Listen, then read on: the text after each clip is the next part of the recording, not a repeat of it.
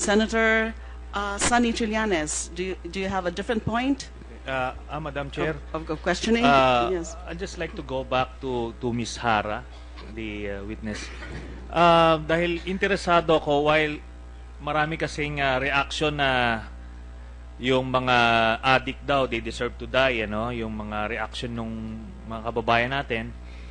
Pero dun sa salaysay kanina ni Ms. Hara, yung father-in-law nyo ba ay gumagamit ng droga? Sa pagkakaalam nyo?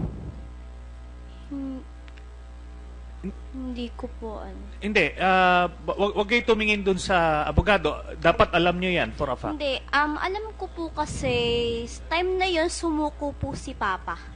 Ha? Sumuko na po siya noon. Nung time So, pong yun. gumagamit din siya? Opo. So, yung asawa ko na lang po yung talagang hindi pa sumusuko. Opo, kasi nga, di ba po, takot po talaga ako na, yun nga, mangyari po sa kanya yun. Okay. So, as far as you are concerned, yung father-in-law mo, tsaka yung asawa mo, user ng droga. Hindi po, asawa ko lang po. Okay. I mean, asawa ko lang po talaga yung nagbebenta, hindi po yung father niya. Yung father-in-law mo, Yung tanong po is user, gumagamit din po User ba? lang. Yung father-in-law, sa pagkaalam nyo. Noon ang alam ko po. Kasi, ang alam ko po, sumuko na po sila eh. May mga hawak na po sila mga papel po eh. okay, pero hindi siya pusher Hindi as far po. as you are Hindi concerned. Sila ba ay, kasi sinasabi nila na yung mga addict daw, nire-rape yung mga anak, pinapatay yung kung sino-sino. Sa pagkakaalam mo, yung father-in-law mo at yung asawa mo, ano ba sila? Asawa ko po talaga, hindi totally ganun. Alam niyo po, ako, ni minsan hindi niya po ako tinampian ng kamay. Murahin mo po siya sa labas, hindi siya sumasagot. Wala. Ang alam mo po, ang gusto lang po niya, sa bahay lang po siya. Nilalaro lang po yung bata. Yun lang po ang bisyo niya. Ganun lang po. So yung asawa nyo, hindi naman niya sinasaktan yung anak ninyo? Hindi po. Kayo hindi kayo sinasaktan? Hindi po. Kasi ang sinasabi nila, yung mga addict, ano yan, may mga biktima yan na yan yung mga gumagahasa ng kung sino-sino. So hindi naman. Hindi po. Yung father-in-law mo, Hindi rin po. Mabait po si Papa sobra. mabait.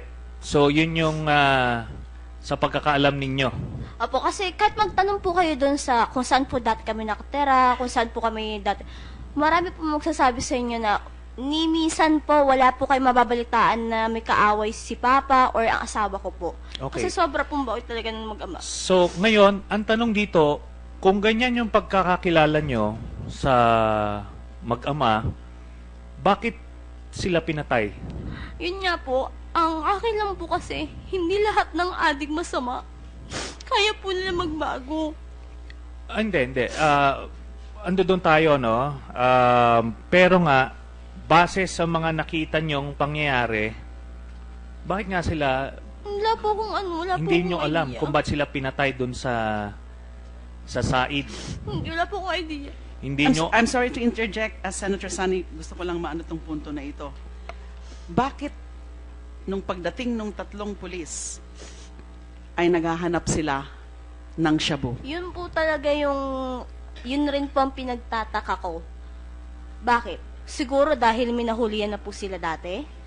Or gusto po nila magkapera ulit? Hindi ko po alam eh. Hindi ko po alam.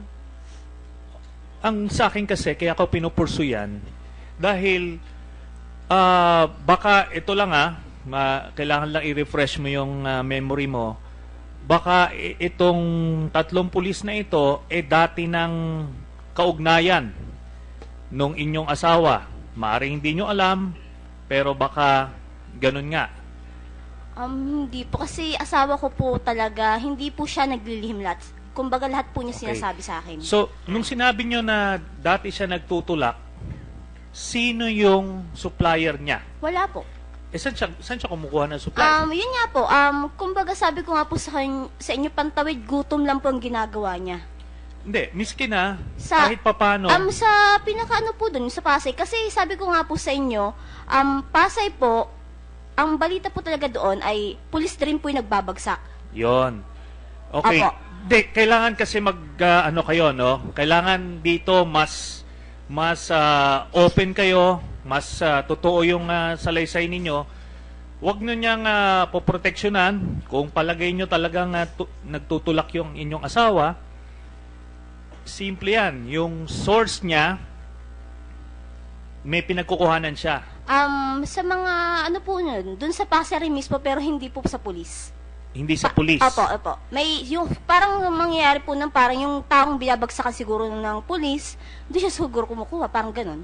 Senator Sani, I'm sorry to interject because, okay, witnesses are supposed to testify on personal knowledge and we heard her already na hindi niya alam. But may I just inform the good senator here that we have other witnesses, including the second one that we intend to present right now, which can also, you know, her story is such that it could be able to depict that kind of a situation about the possible involvement.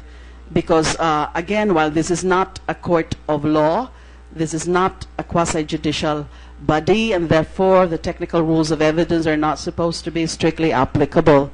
But in the interest also of orderly proceedings and so as not to unnecessarily affect witnesses, let's limit our questions as much as possible to personal knowledge or to matters that fall within the personal or direct knowledge of the witness. So when a witness says that she doesn't know, then that's it. Madam Chair. So thank you, Senator. You're done with your questioning, Senator Sani?